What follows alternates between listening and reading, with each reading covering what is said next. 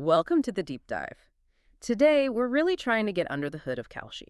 This platform for trading on future events. Right. Elections, climate stuff, even sports outcomes. Exactly. And we've looked at the sources trying to figure out, okay, is this a legitimate financial tool or is it something else entirely, maybe closer to gambling? Let's unpack that. Well, Kalshi itself, it started back in 2018, founded by some MIT grads, actually. It's based here in the U.S. in New York. And the core idea. It's basically a prediction market, but structured like futures trading. Yeah. Focused entirely on yes-no questions about real-world events.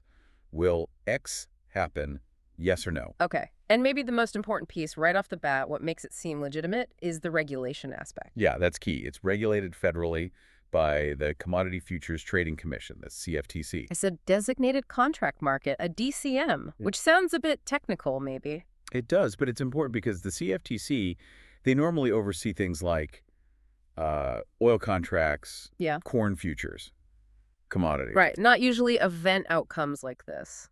Exactly. And getting that DCM status, that's the specific legal firewall that lets Kalshi operate in all 50 states. It's what formally separates these contracts, at the federal level anyway, from being just, illegal betting. So federally, okay.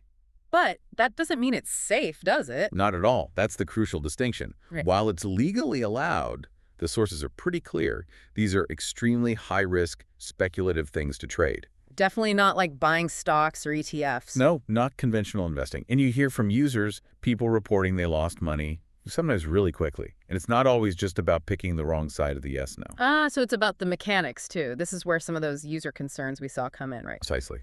One big issue mentioned is liquidity, or rather thin liquidity. Meaning fewer buyers and sellers than, say, the New York Stock Exchange. Much fewer, often. So for you, the trader, if things start going wrong and you need to get out of your position fast... There might not be anyone on the other side to buy it from you. Exactly. Or not at a price you like. You might be stuck or have to take a huge loss just to exit.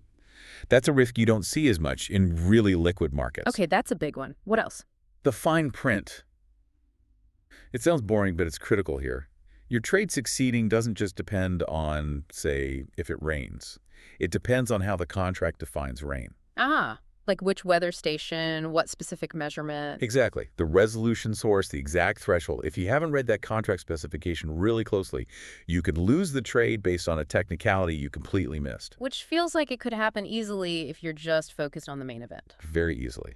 And this ties into another layer of complexity, this sort of regulatory friction. Right. You mentioned the federal CFTC approval, the DCM status. But that's not the whole story. No, because several U.S. states have pushed back. They've issued cease and desist orders, particularly focused on the sports-related contracts Kalshi offers. So a state versus federal thing. It's kind of a legal tug-of-war, yeah. The federal view is these are financial instruments traded on a designated market. But some states are looking at it and saying, hang on. If it looks like betting on a game happening in our state, then maybe it falls under our state gambling laws, which often require specific state licenses that Kalshi might not have for those particular sports contracts. So the states are questioning if some specific contracts are basically unlicensed gambling within their borders, despite the federal... That's the core of the conflict. It really challenges how far that federal oversight goes when it comes to these new kinds of event contracts. Okay, so wrapping this up for you, the learner, what's the main takeaway here? I think the bottom line is Kalshi is a legitimate platform in the sense that it operates under federal regulation. That makes it a valid place for speculative trading. If, and it's a big if, you are genuinely comfortable with very high risk, and you understand that federally legal doesn't mean you personally won't lose money. Absolutely. Federal legitimacy isn't personal financial safety. And maybe a final thought to chew on. Well, yeah, given this tension, right? Federal regulation gives it the green light across states, but then individual states are scrutinizing specific if they're really just gambling. So how should you, as a potential user, even evaluate these platforms? Exactly. When the legality seems to depend not just on the platform's overall license, but on the specific kind of thing you want to trade, that adds a whole new layer of complexity, doesn't it? It really does. That difference between the platform status and the scrutiny on the actual product, definitely something worth thinking about.